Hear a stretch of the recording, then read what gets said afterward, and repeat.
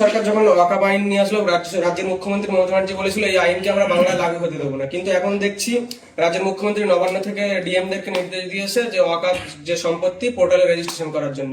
কি বলবেন? মমতা ব্যানার্জি দ্বিচারিতার মুখোশ আবার খুলে পড়ল। মমতা ব্যানার্জির মুখ আর মুখোশ নতুন ভাবে আবার বাংলার মানুষ দেখতে পেল। মমতা ব্যানার্জি পশ্চিমবাংলার মুসলিম সম্প্রদায়ের মানুষকে কি বলেছিল? দুটো তিনটে কথা বলেছিল যে ওয়াকফ নিয়ে আন্দোলন করতে হলে দিল্লি যাও, এখানে গুলোগুলি করবেন না, তাহলে আমার থেকে বড় শত্রু হবে না। কিছু কথা। আবার একটা ধর্মীয় অনুষ্ঠানে গিয়ে মমতা ব্যানার্জি বলেছিল ওয়াকফ অ্যামেন্ডমেন্ট অ্যাক্ট 2025 সেন্ট্রাল গভর্নমেন্ট যেটা নিয়ে এসেছে এটাকে আমার বাংলাতে লাগু হতে দেবো না, ইমপ্লিমেন্ট হতে দেবো না। বাংলার মানুষজন ভেবেছিল হয়তো মমতা ব্যানার্জির এই মুখ আর মুখোশকে ধরতে পারেনি। তারা কি ভেবেছিল? হয়তো মমতা ব্যানার্জি আছে, অসুবিধা হবে না। আর এখন আমরা কি দেখছি? সময় স্বল্প, এই সময় মমতা ব্যানার্জি তড়িঘড়ি করে, মানে সাপও মরল লাঠিও ভাঙলো না, তড়িঘড়ি করে আপলোডের নির্দেশ দিচ্ছে অমিত পোর্টালে।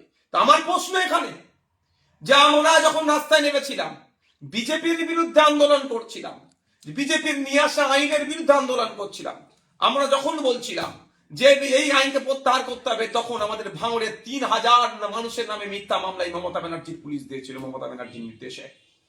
আমার নামে ভাঙড় ডিভিশনে 5টি মামলা ওই দিনকে হয়। সেই দিনকে আমি ভাঙড় ডিভিশনই ছিলাম না, আমি ক্যালকাটা পুলিশের আমি ধর্মতলার দিকে ছিলাম, সরি শিয়ালদার দিকে ছিলাম।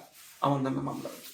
শুধু তাই নয়, শামশেরগঞ্জ অত্ত এলাকাতে প্রচুর মিথ্যা মুসলিম ছেলেদের নামে, নিরীহ ছেলেদের নামে মিথ্যা মামলা দিয়েছিল ওয়াকফকে কেন্দ্র করে। অর্থাৎ বিজেপির বিরুদ্ধে আন্দোলন তুমি করছো, তোমার আন্দোলনকে বন্ধ করতে হবে বলেছিল। তখন পশ্চিমবাংলা মুসলমানরা বুঝতে পারেনি আমাদের কথা। আমরা বলেছিলাম এই মমতা ব্যানার্জি কিন্তু আপনাদেরকে নিয়ে দ্বিচারিতা করতে পারে। আমরা কি যুক্ত করেছিলাম যে রাজ্য সরকারের পক্ষ থেকে সুপ্রিম কোর্টে যাক, সুপ্রিম কোর্টে গিয়ে মামলা করুক ওয়াকফ সংশোধনী আইনের বিরুদ্ধে। তা করেনি। আমরা বলেছিলাম বিধানসভায় রেজুলেশন পাস করা হোক এই ওয়াকফ আইনের বিরুদ্ধে, সেটা করেনি। আজকে পশ্চিমবাংলার মুসলমানরা বুঝতে পারছে মমতা ব্যানার্জি তাদের সাথে কি ধরনের খেলা খেলছে। এখনো যদি না ঘুম ভাঙে পশ্চিমবাংলার মুসলমানদের, তাহলে আগামী দিন কিন্তু আরো দুরবস্থা হয়ে আসবে। সময় স্বল্প আর কখন হবে। তারপরেও আমি বলছি যে মমতা ব্যানার্জির মহাশয়কে আমার প্রশ্ন এটাই, তা আপনি বলেছিলেন যে পশ্চিমবাংলায় ওয়াকফ আইন লাগু হবে না, এখন তাহলে অমিত পোর্টালের আপলোড মানেই আপনি ওয়াকফ আইনকে মেনে নিলেন, স্বীকার করে নিলেন। এর জবাবটা আপনাকেই দিতে হবে। কেন আপনি মুসলমান সহজ সাদা সিধে মুসলমানকে সরলতাকে নিয়ে আপনি কাজে লাগাচ্ছেন? কেন আপনি ভুল বিভ্রান্তের মধ্যে মুসলমানদেরকে ফেলছেন? আমার মনে হয় হয়তো কোনো ডিল হয়ে গিয়েছে সেন্ট্রাল গভর্নমেন্টের সাথে, যে এই ধরনের চাকরি চোর, গরু চোর, কয়লা চোর, এখন তো মানুষের চোখও চুরি করে দিচ্ছে এরা। এই চোরাদের দুর্নীতি, নোংরামি সেন্ট্রাল গভর্নমেন্টের যে কেন্দ্রীয় এজেন্সি আছে তারা যাতে ধীর গতিতে করে, সেই জন্যই হয়তো যে আমি এটা ছেড়ে দিচ্ছি, তোমার ওয়াকফ অ্যামেন্ডমেন্ট অ্যাক্ট আমি মেনে নিচ্ছি, তুমি আমাকে ভাই মাস করো। অর্থাৎ ভাই দলের লোকেরা যাতে ভালো থাকে তার জন্য মুসলমান সমাজকে এক প্রকার বলি দেওয়া হচ্ছে। তাই মুসলিম সম্প্রদায়ের মানুষকে বলবো, আপনারা দেখুন মমতা ব্যানার্জির কথায় ভরসা করে। আমি আবারও বলছি, বিগত দিনে বলেছি, যতটুকু মাদ্রাসা, মসজিদ, ঈদগাহ, কবরস্থান, গোরস্থান, খানকা, মাকবারা আছে, আমাদের মতো গুটি কয়েক মানুষের মামলা করাতে আছে। মমতা ব্যানার্জির মামলা করেনি, অভিষেক ব্যানার্জি মামলা করেনি, আমাদের মতো গুটি কয়েক মানুষ মামলা করেছিল বলে এই সম্পত্তিটা এখনো টিকে আছে। তাই অনুরোধ করছি, মমতা ব্যানার্জির কথাতে কেউ ভরসা করলে এই রকম বিপদে আপনার পাশে মমতা ব্যানার্জি দাঁড়াবে না। সময় স্বল্প।